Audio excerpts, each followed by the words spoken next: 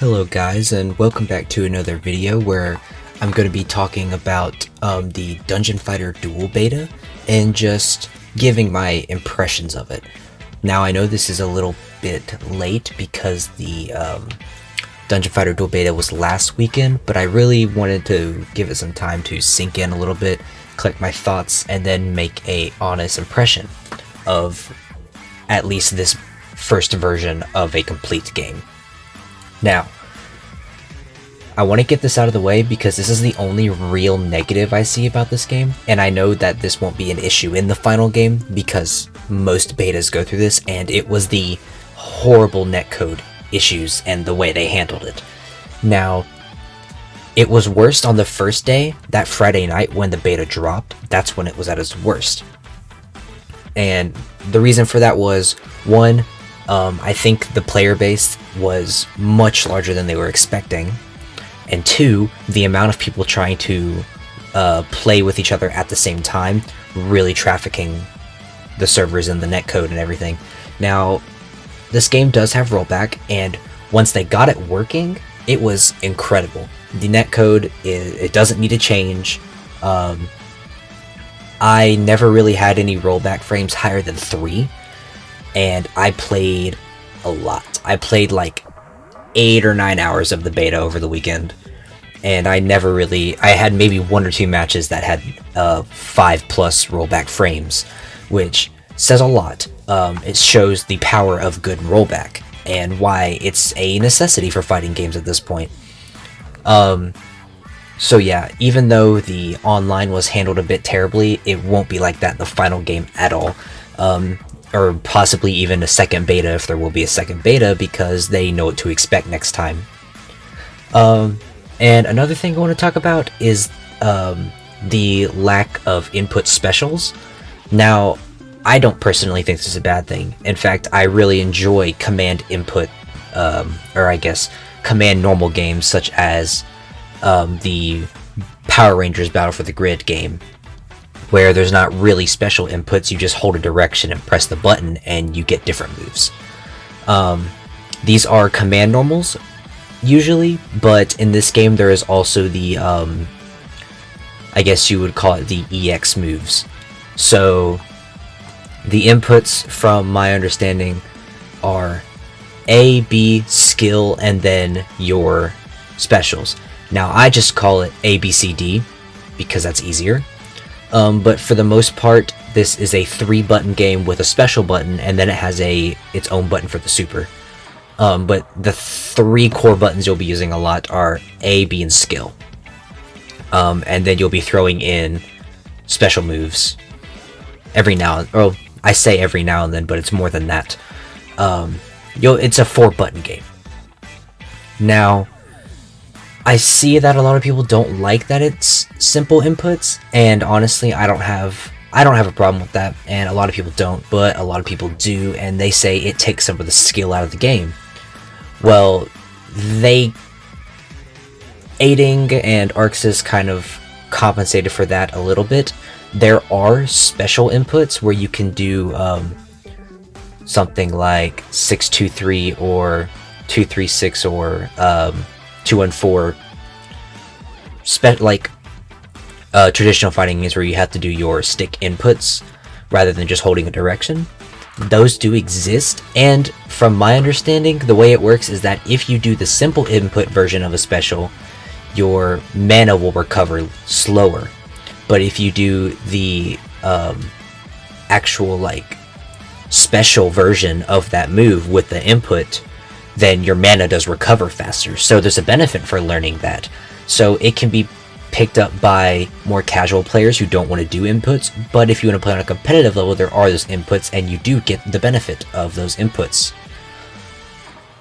So yeah, I think this game is really well made in that aspect, where anyone can pick it up. It's kind of like Smash Bros, where anyone can pick it up and get really quick that you can do the command, like the direction specials. But there's also the ability to do command specials, and there's a benefit for doing command specials. It's not crazy, but it's worth learning if you want to play this game competitively. So it's not really a big problem. Some people are definitely blowing that out of proportion.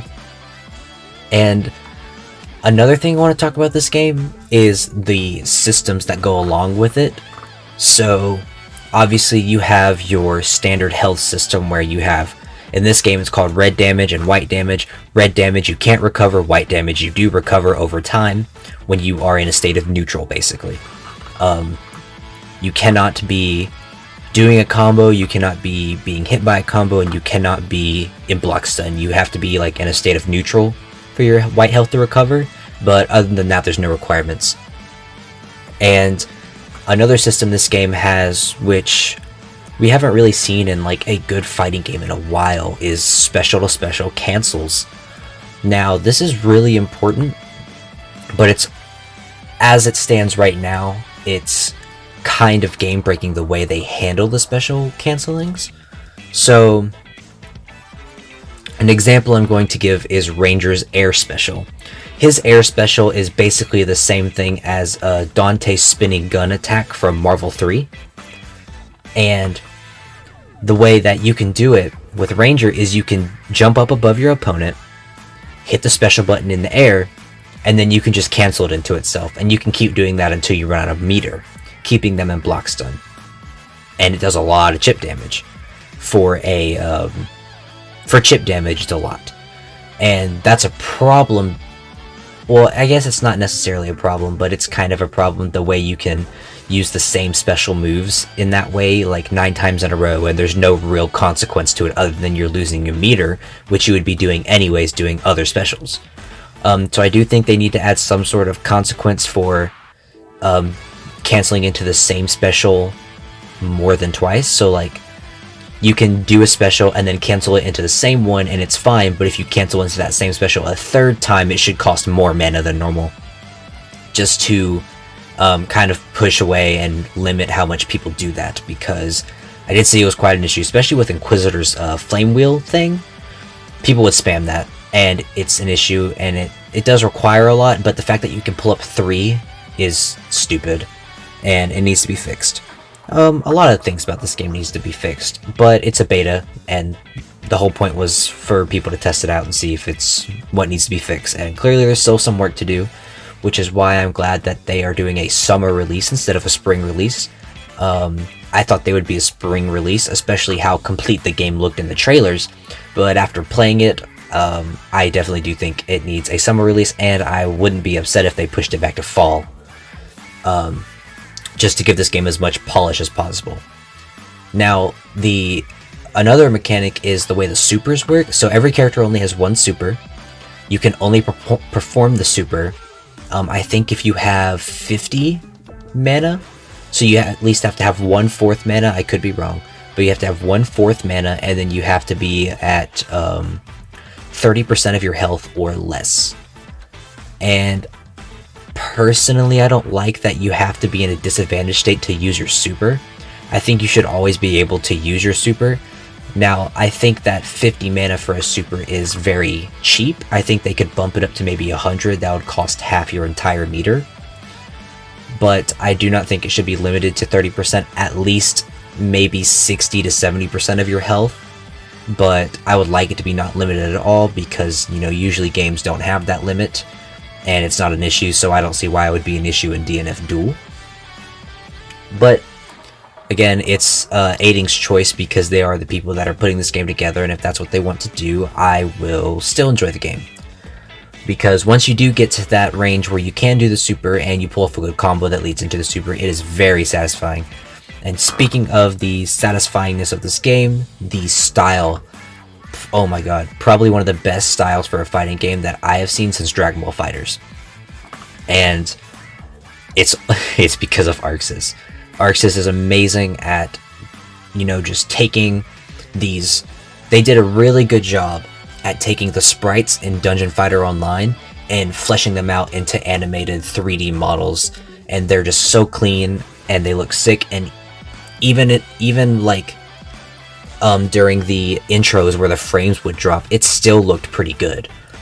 And it's like, you can tell that some characters have a little bit more work into them than others. Like, obviously, Dragon Knight's animation has a bit more work than Grappler's animation. That's just because of the complexity of Dragon Knight's design. But you can tell that they put a lot of effort into all of the characters' animation, movement, just feeling of the characters. I played everyone in the beta at least for a few games, and I enjoyed like every character except for Dragon Knight, and that's just because I'm not really a fan of the normals Dragon Knight has. I don't like the normals, but like the other 9 characters normals felt super satisfying to combo, super satisfying to land. The specials felt extremely satisfying and powerful. And that's what you want in a fighting game. When you make a fighting game, you want your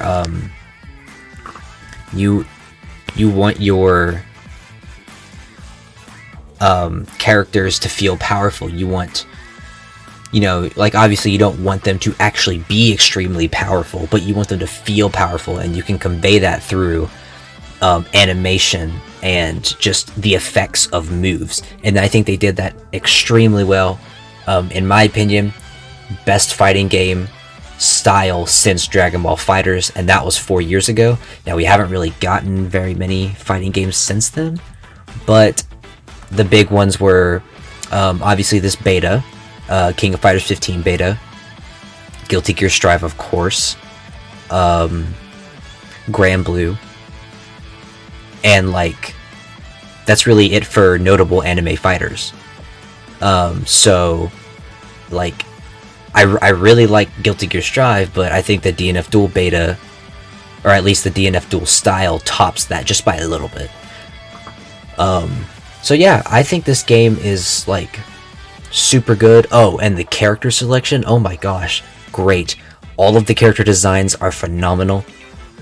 The amount of different, it's crazy how different each character feels. Like every time you play a different character, it feels great because every character feels truly different. You don't have any characters that are like Ryu and Ken, where they're similar and they have slight differences, but if you play one, you can play the other fairly well. This game doesn't have that. You need to like pick a couple characters and like really practice those characters, and that's just because of the way the game's designed. Every character is super new, unique, super different. The 2 characters who probably have the most in common are Berserk and Dragon Knight, and that's just because they both wield a sword. And they don't even use the sword the same. Like, every character is different.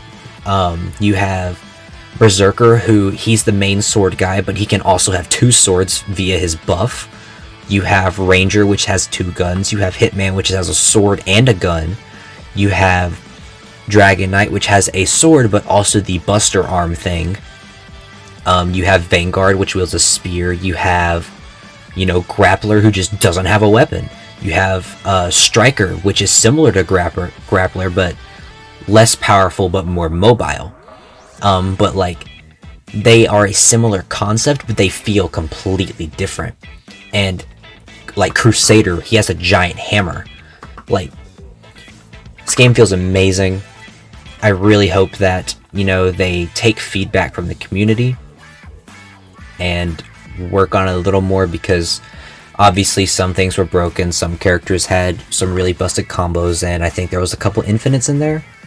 And obviously the netcode issues, which will 100% get fixed.